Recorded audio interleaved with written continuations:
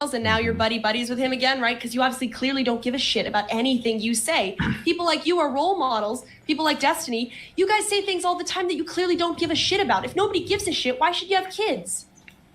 What? If you think somebody's a pedophile and then the next day you're buddies with them or you think they're facilitating pedophilia, who the fuck should listen to you? You clearly don't care about anything. I should just endlessly get swatted for the rest of my life and have my family threatened. Grace, that's what should happen. I think you should kill yourself. I think that would probably There we go. Everybody. Big brain stuffed. Big brain stuff. Don't take it there. Don't take it there. I'm just saying, this is my personal opinion. No. Don't go there. Don't go there. The world would be a better place. No, that's cool. Let her get your channel banned, Alex. Well, it's not gonna get my channel banned. It's just kind of distasteful. Uh-oh. Must be someone's time of the month. This panel debate goes completely off the rails as this woman goes off on Andrew Wilson and Destiny, turning a fight over women, family, happiness, and modern relationships into an explosive all-out clash. Andrew Wilson stands his ground, Destiny jumps into the chaos, and this panel can barely keep it together. Before we jump into this, YouTube is showing me that the number of our subscribed viewers are growing. Thanks for helping me reach 1.5 thousand subscribers. The left is not very happy about that. Subscribe for daily debates and political showdowns. This is America only. It makes me want to be Yeah, like but them. aside from us, what would make with people good? I don't know, if they were nicer, if they weren't ageist, if they weren't sexist. Like you fucks. Yeah, so the isms. So all that we need to do is get rid of the isms, and then society will be perfect. This big brain stuff, Grace. Honest. Maybe if people didn't make fun of people for having sexual problems, maybe if people didn't do this bullshit like you did with Nick Fuentes, didn't you, Andrew? They're all pedophiles, and now you're buddies with him again, right? Because you obviously clearly don't give a shit about anything you say. People like you are role models. People like Destiny. You guys say things all the time that you clearly don't give a shit about. If nobody gives a shit, why should you have kids? What? If you think somebody's a pedophile and then the next day you're buddies with them or you think they're facilitating pedophilia, who the fuck should listen to you? You clearly don't care about anything. I should just endlessly get swatted for the rest of my life and have my family threatened. Grace, that's what should happen. I think you should kill yourself. I think that would probably There we go. Everybody. Big brain stuffed. Big brain stuff.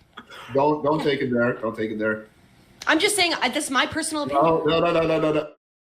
Yeah, of course you wouldn't be against somebody ending their own life, given that, women these days, they don't really care much about life. I mean, you see the line out of Planned Parenthoods every single day. You'd think that it was Mr. Toad's wild ride. I mean, it's just ridiculous how women in particular, they can claim to care, have more emotion and feelings about things, but usually those feelings are pretty violent and negative. All right, let's see where she takes us from here. Don't go there. Don't go there. The world would be a better place. No, that's cool. Let her get your channel banned, Alex.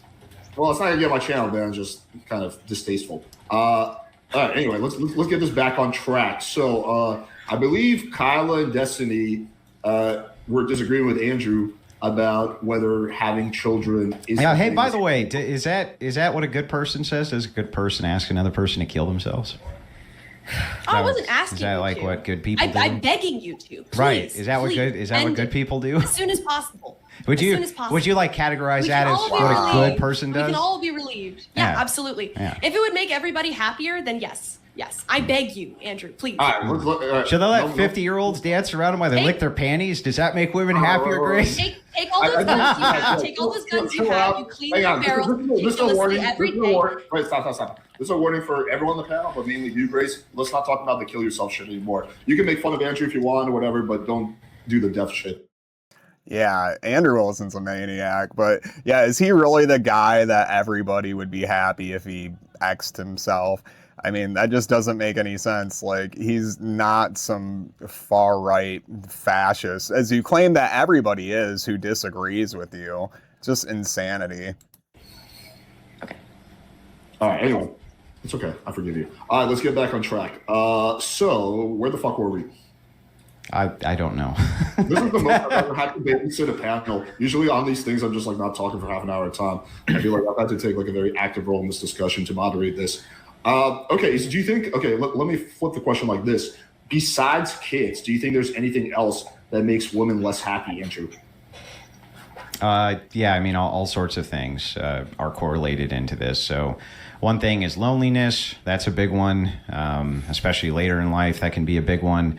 But there's all sorts of correlatories. But I think that family function, family dynamics, I think that that's a big one. I think that women, when they're raised by single moms, just like with men, they have, they're less likely to be happy overall in life. I think that two parents in a stable household generally does better for men and women. So yeah, I think that there's a lot of different correlations which go into this, but definitely the family dynamic is important. All right, so Kyle and Destiny, would you disagree with that? Would you agree with that? That the family dynamic is important? For happiness? I mean, of course, the family dynamic is essential for happiness, but you'd have to supply evidence that like people are experiencing like family relations at like a significantly less rate, and that's like directly contributed for unhappiness. Because again, like when I look at like happiness facts, for example, it seems to be the case that like there's certain trends that affect both genders. Like men's happiness took a massive hit in the 70s because most of the manufacturing jobs got outsourced, so they were jobless, right? And being out of job is pretty awful for your happiness. So I don't know. I just don't know if all these things are gendered. Yeah, but I mean, you would agree right now that women definitely suffer from greater rates of unhappiness than men do. No, that doesn't actually seem obvious to me based on the varied research. The one stat that... Have you ever talked to a woman these days? I mean, you don't need stats or research or data. I mean, just go talk to a woman, talk to your female coworkers. I mean, they're just not happy. They are not happy, and they have the most control, I would argue, now than that they've ever had before, and they're still not happy. You know, give them an inch, they'll take a mile, and they still won't smile. Alex Seitz claims that, but when you look at like 2022 data from like Gallup, or when you like compare different things, it seems mixed. What we do see is like greater levels of like specifically like anxiety, depression in women specifically. Mm-hmm. That does seem to be true. Yeah, why? We can definitely talk about. Why do you think that is? I think the like easiest thing to point at that seems to be decently causally linked is social media, and it seems to be particularly hard for women on social media. Why? I don't know if the reason why social media is hard. There's been some conversations about like upward comparisons and like beauty standards that are super unattainable for women. So it's not super clear why. So should women get off the internet? Should women get off the internet for their own good? That seems like that's what you're arguing, right? It's like women should get off the fucking internet and then they'd be happier? No. There's like multiple solutions to a problem like this, right? It's possible that if we could figure out what specifically in social media is making, because it also makes men unhappy, just at a lesser rate, we could maybe just change that so that men and women can stay on the internet and not be made sad. What do you mean, change that? How would you change that? Well, if we could figure out what specifically is causing the rise of unhappiness in relation to social media, we could, whatever that is, we might be able to change it. Yeah, but you just said that it's for women, it's because of beauty standards which are unattainable and these other standards which are unattainable, right? I said that's one of the theorized ideas, but it's definitely not concrete. Like the data isn't clear on like what specifically about social media is making men and women sad. Yeah, but you would just go with the data that you think is the most clear then, right? Do you want to get into like...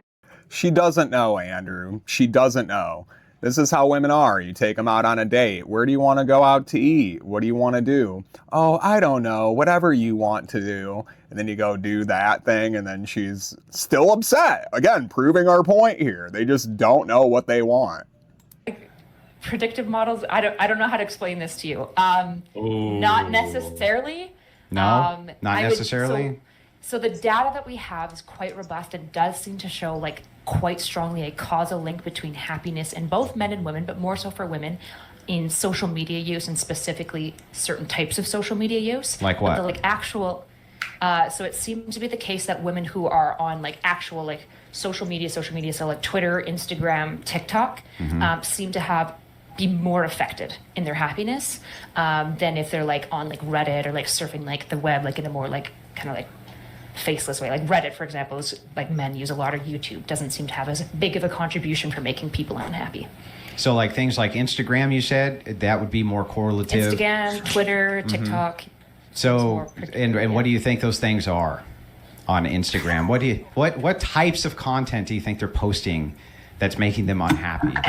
So I already said one of the theories is upward comparison, so like beauty standards, but that wouldn't explain men necessarily. It could actually be upward comparison for men as well. It's hard to say. Or it could be then that if the women left the internet and or got off social media altogether, that you might see men's happiness also increase and their happiness. It could be the same exact thing. Maybe what's making the men so unhappy that not so erudite is all the women posting, like half nudes and things like this and creating simp armies. Maybe that's part of it.